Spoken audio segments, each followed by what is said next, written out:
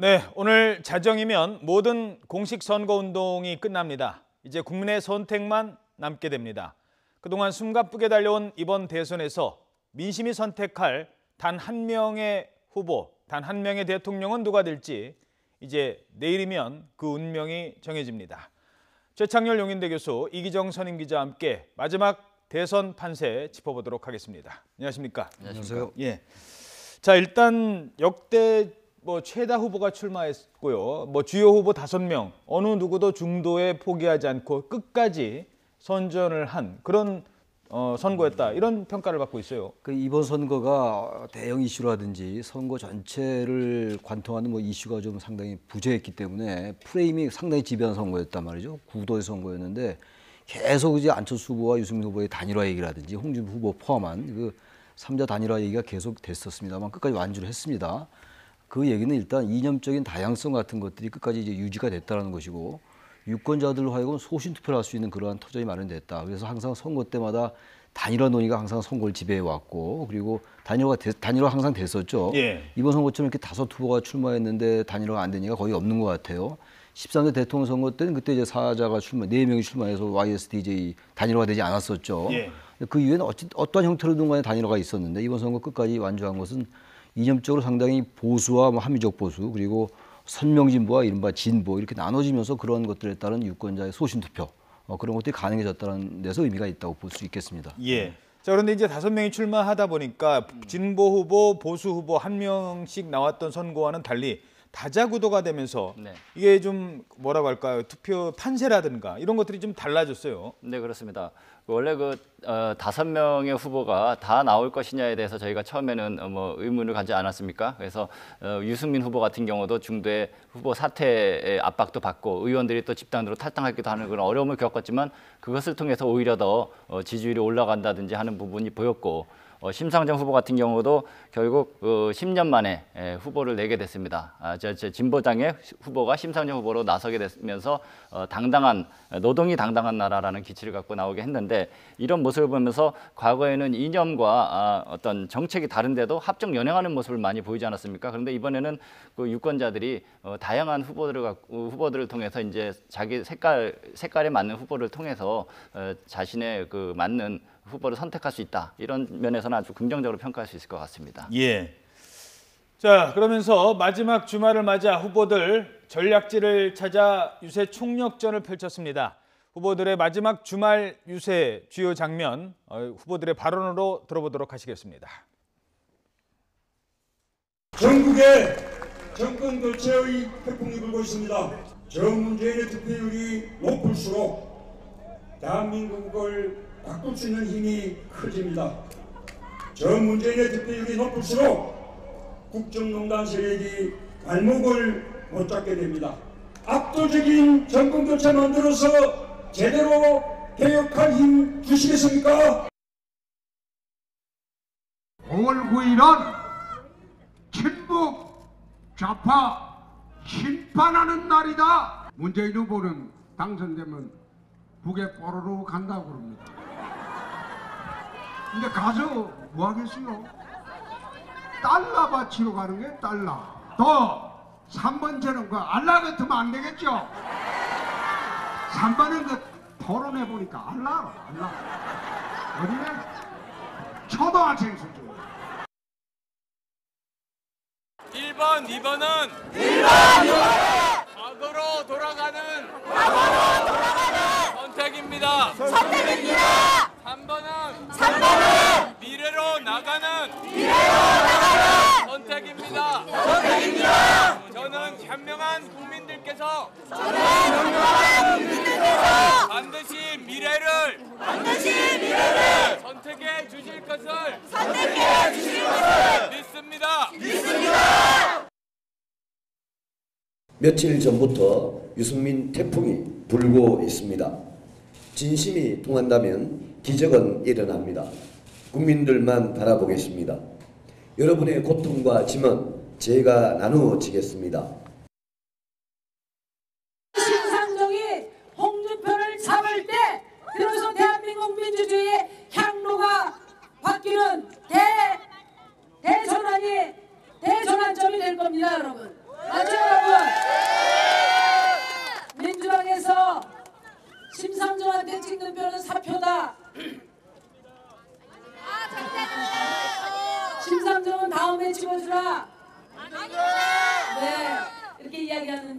심상정한테 찍는 표는 4표가 아니고 1타 3피예요. 일석삼조예요.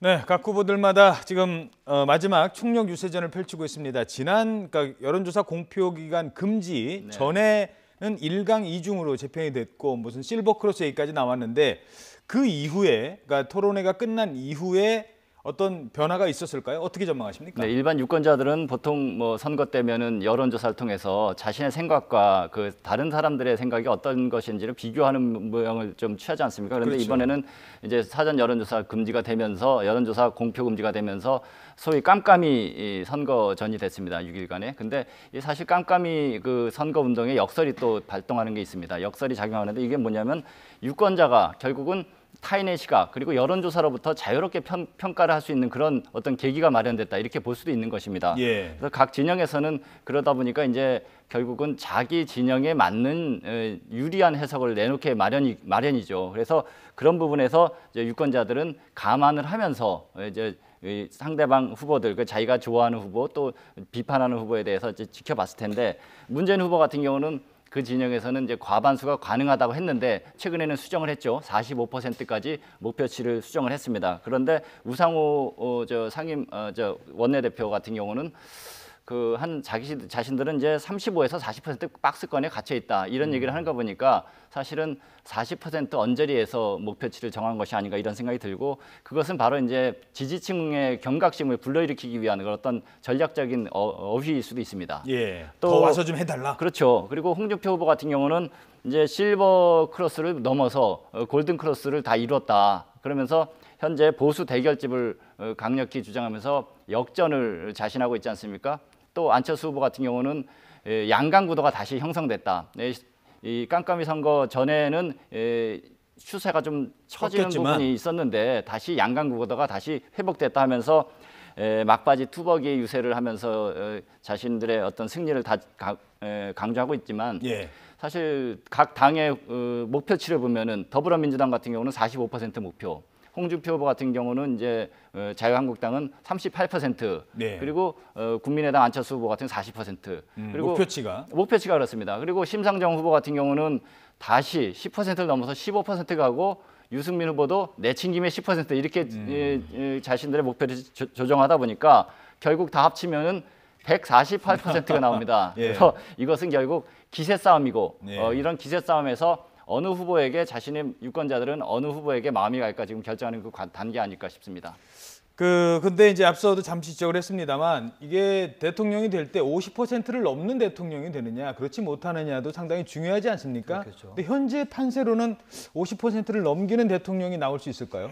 지금 이제 민주화되고 난 다음에 직선제 이후에 50%를 넘은 건 박근혜 대통령이 유일했어요. 예. 51.6%였잖아요. 지난 대선 때. 그리고 이 오자구도가 됐을 때 여간에서 50%를 넘기기가 일단 산술적으로 어려워요. 구도적으로 볼 때. 예. 지금 심상정 후보와 또 유승민 후보가 상당히 막판에 주목을 많이 받고 있고 상당한 득표를 하리라고 예상들 하고 있기 때문에 더욱더 과반은 쉽지 않아 보이고 우상호 원내대표가 얘기하는 그 부분은 단지 전략적으로 이제 그 지지층을 결집시키고자 하는 그런 뭐 의미도 있겠으나 사실상 그렇게 보고 있다고 좀 봐요. 예. 그래서 45% 정도 내외에서 형성될 가능성이 있다고 보는데 수치를 뭐 정확히 얘기할 수는 없다 하더라도요. 노무현 대통령 같은 경우가 48.9%를 득표했어요. 예. 그리고 YS도 41.9%, 42%밖에 득표를 못했어요. 그리고 예. DJP 연합으로 당선됐던 그 김대중 대통령도 40.9%. 그러니까 아주 이 지금 50%를 넘긴다는 게 상당히 어렵기 때문에 이번 대선에 뭐 다들 하는 얘기입니다만 대선 이후에 불가피하게 정책 연대라든지 어떤 형태의 연합 정치가 됐든 간에 불가피하다는 거예요. 협치가 됐든 연정이 됐든 연대가 됐든 말이죠. 그런 부분들이 이제 대선 이후에 중요한 관심으로 떠올 수밖에 없다고 봅니다. 예.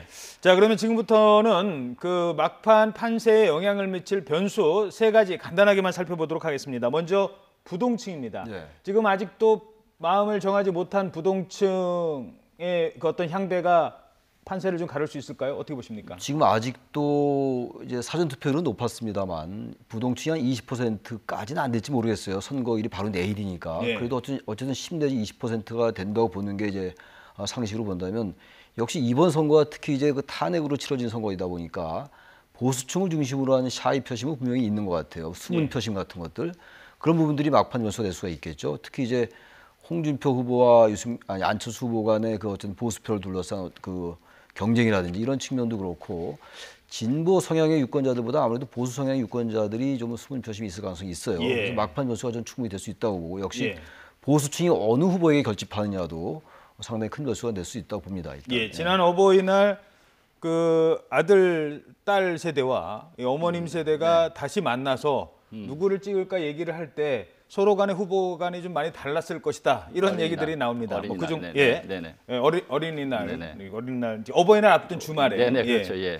자, 그런가 하면 이 투표율도 마찬가지인데요. 80%, 이 80%를 육박할 수도 있다 이런 얘기가 나오십니다. 지금까지 대선이 80% 넘은 적이 거의 없는데 그렇죠. 예, 예. 사전 투표율이 상당히 높게 나왔어요. 그렇습니다. 국민 4명 중에 1명은 사전 투표를 했고 제외 국민 4명 중에 3명은 투표를 했습니다. 어떻게 보십니까, 투표율? 그 사실 이번 대선의 투표율이 80% 넘을 것이라고 하는 전망의 근거는 바로 사전 투표율이죠. 예. 사전 투표율이 26.06%라는 기대를 넘어서는 그런 투표율이었기 때문에 그런데 사실 이 투표율이라는 것이 1,000만 명이 넘게 투표를 했고 유권자의 4분의 1이지 않습니까? 그럼 실제로 투표를 하게 되면은 거기보다 더 많은 거의 3분의 1의 유권자의 3분의 1이 사전 투표를 한 겁니다. 예. 그렇기 때문에 이 80% 이상 투표율이 나오지 않느냐 하는 추정을 하기도 하고 한편으로는 휴일에 나눠서 투표를 다 했기 때문에 사실은 그 큰 의미가 있느냐. 왜냐하면 지난 대선이 만약에 사전 투표가 있었다면은 지난 대선과 비교를 할 텐데 지난 대선 때는 사전 투표 제도가 없었거든요. 예. 그러다 보니까 총선이나 지방선거를 통해서 비교를 하다 보니까 객관적 비교는 아닙니다. 하지만 유권자들이 볼 때 보통 상식적으로 이 정도는 투표하지 않겠냐 하는 것을 넘어선 26.06%이기 때문에 투표율이 높을 거라고 생각하는데 바로 이렇게 사전 투표율이 높다 보니까 80%가 넘을 것이다. 또 그러다 보니까 과연 득표율이 이렇게 높으면은 진보 진영에 유리하지 않을까 이런 생각들을 흔히 많이 하지 않습니까? 그런데 진보 진영이 너무 높으면 또 그것도 또 곤란할 수도 있을 거다 이런 생각이 듭니다. 왜냐하면 보수층에서 지금 샤이 보수 아까도 말씀하셨지만 샤이 보수층에서 볼 때는 이렇게 젊은 층이 많이 투표를 하고 진보 진영이 많이 투표하면 우리도 열심히 투표해야 되냐 하는 반발도 있을 수 있다. 그런 아하. 측면에서 상당히 지금 진보 진영에서도 신경을 촉각을 곤두세우고 있는 그런 형국이라고 볼 수 있습니다. 지난 18대 대선에서는요. 50대의 투표율이 80%를 넘었습니다. 82%인가 그렇게 됐죠. 그 50대의 투표 성향이 사실 당락을 가르는 중요한 변수가 됐었거든요. 이번에는 어떻게 전망하십니까? 50대의 투표 성향은 조금 이제 분화하는 경향이 있는 것 그렇죠. 같아요. 초반과 후반이요. 초반과 후반이 분명히 다른 것 같아요. 386 세대가 이제 50대로 진입을 했잖아요. 그렇죠. 그러니까 50대 후반이 갖는 어떤 그 시대적 정서와 50대 초중반의 그 정서는 좀 다를 수가 있다고 생각하고 어쨌든 이번에 50대가 이 캐스팅 보트가 될 수가 있다고 봅니다. 50대 투표율이. 예. 근데 지난 대선 때는 이제 50대 투표율도 높았고 60대 이상도 굉장히 높았어요. 그리고 상대적으로 지난 대선 때 20대는 대단히 낮았어요. 투표율이. 그렇죠. 30대도 그랬고 말이죠. 예. 근데 이번에 사전 투표율이 높은 게 물론 지금 말씀처럼 분산 투표의 효과 때문에 당일날 할 투표를 미리 땡겨서 했다. 이른바 이제 뭐 투표 총량의 법칙이라는 말들을 하는 예. 경우도 있는데 그렇게도 볼 수가 있고 이번 선거는 어쨌든 우리가 잊지 말아야 될 것이 탄핵으로 치러진 선거고 촛불 집회라는 그 어떤 메커니즘을 통해서 국민들의 압력에 의해서 치러진 선거라고 볼 수가 있거든요. 예. 물론 태극기 집회도 열리긴 했습니다만 바로 그런 점 때문에 상당히 국민적 관심이 높아진 건 사실이에요. 다시 말하면 국민의 정치 참여 욕구가 상당히 증대했다고 볼 수 있죠. 참고로 오래된 얘기입니다만 13대 대통령 선거 아까도 제가 잠깐 말씀드렸습니다만 1987년도 민주화되고 나서 첫 대통령 선거였잖아요. 그때 89.2%였어요. 투표율이. 아하. 그러니까 그때는 정말 오랜 기간 동안 권위주의 정권에서 우리 국민들이 투표를 해본 적이 없어요. 그렇죠. 내 손으로 내가 대통령을 네, 뽑는. 그때 처음 선거였기 때문에 전두환 대통령 때는요. 투표율이 100%였어요. 간선제였으니까. 물론 그 체육관 선거였어요. 그러니까 그런 이후에 치러진 선거였기 때문에 국민의 관심이 높았다는 얘기예요. 그래서 89.2%가 나왔기 때문에 이번은 그런 선거는 아니라 하더라도요. 거의 이것도 헌정사상 초유로 현직 대통령이 탄핵되고 구속된 다음에 치러진 선거라서 예. 그래서 전 투표율이 높을 가능성이 있다고 보는 거죠. 알겠습니다. 과연 이 투표율이 어느 정도로 나올지 그 영향은 어떻게 될지도 뭐 관심을 가져야 될 것 같습니다. 자, 사전 투표 얘기 나온 김에 저희 장민정 앵커가 준비를 했는데요. 정치에 대한 관심이 그 어느 때보다 높아진 가운데 대선 사전 투표율도 26%라는 역대 최고치를 기록했습니다. 말씀드린 대로 유권자 4명 중 1명은 이미 투표를 하셨습니다. 사전 투표에 얽힌 다양한 이야기가 있습니다. 저도 해봤는데요. 용지에 이거 어떻게 찍는지 좀 헷갈리기도 했습니다. 장민정 앵커입니다. 19대 대통령 선거 사전투표율이 26%를 넘었습니다. 유권자 4명 가운데 1명이 이미 선택을 마친 셈인데요. 사전투표에선 출구조사를 할 수가 없죠. 예상 밖의 높은 사전투표율에 이번에는 출구조사의 정확도가 떨어지는 것 아니냐는 걱정도 커지고 있습니다. 자, 그렇다면 1,100만 국민의 사전투표용지는 개표 때까지 어디서 어떻게 보관되는 걸까요? 사전투표용지는 해당 지역으로 보내져 투표함에 봉인된 뒤에 각 지역 선관위가 밀폐 장소에 보관하고 있습니다. 그리고 이 보관 장소를 선관위 직원들이 통합관제센터에서 24시간 감시하고 있습니다. 사전투표함을 지켜보는 눈이 또 있었으니 혹여나 문제라도 생길까 시민단체 회원들도 감시의 눈초리를 거두지 않고 있습니다. 이번 대선 투표용지에는 사퇴 후보까지 포함돼 15명의 이름이 인쇄됐는데요. 투표용지도 역대 가장 긴 28.5cm입니다. 기표란 높이는 후보마다 0.3cm씩 줄어들었는데요. 이 때문에 잘못 찍을 가능성도 높아졌다는 볼멘 소리가 나오고 있습니다. 선관위 측은 기표 칸을 약간 벗어나 여백에 찍히는 이 정도는 괜찮고 다른 후보 칸을 침범하게 되면 무효표가 된다고 설명했는데요. 아쉽게도 잘못 기표했을 때 바로 잡을 수 있는 방법은 사실상 없습니다. 소중한 내 표가 사표가 되지 않으려면 도장을 찍을 때 신중을 기해야 하는데요. 수직으로 내려 찍기보다는 한쪽 기표란의 끝에 갖다 댄 뒤에 비스듬하게 찍으면 한결 낫다고 합니다. 네, 그러니까 우리 어르신들 가셔서 이렇게 끝을 맞춰서 잘 찍으셔야 된다고 합니다.